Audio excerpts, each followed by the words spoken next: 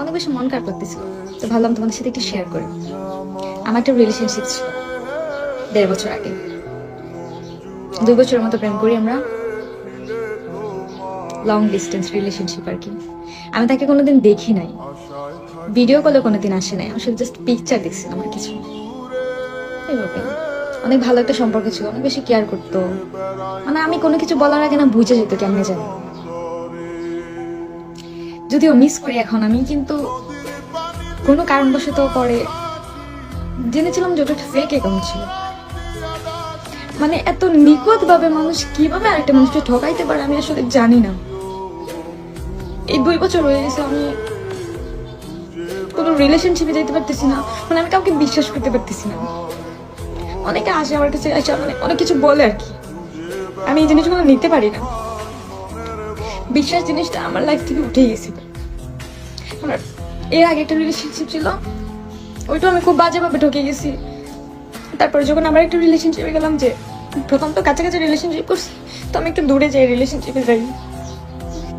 এত পরিমাণে বিশ্বাস, এত কেয়ারিং, মানে এত কিছু বড় মানুষ কিভাবে ঠকাইতে পারে আমার আসলে জানা নাই।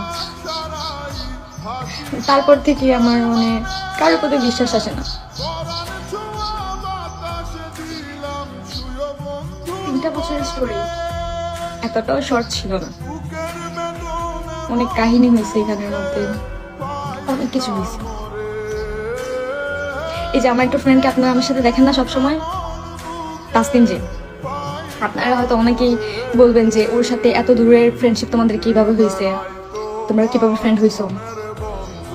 এটাও এইভাবে, মানে আমি যেই ছেলের সাথে রিলেশনশিপে ছিলাম 2 বছরের মতো, ওই ছেলের সাথেই 1.5 বছরের মতো প্রেম করছিল।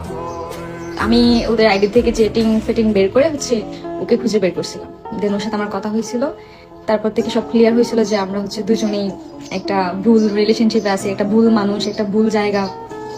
তো এই আর কি। তারপর থেকে ওর সাথে আমার প্রায় সময় কথা হইতো, তারপর থেকে আমরা খুব ভালো ফ্রেন্ড। এই তো।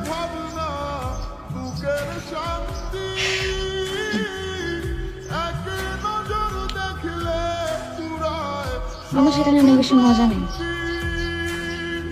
কিন্তু আমার কাছে ওই টাইমটা কিভাবে কাটছে, আমি কিভাবে ছিলাম, মেন্টালি ডিপ্রেস ছিলাম।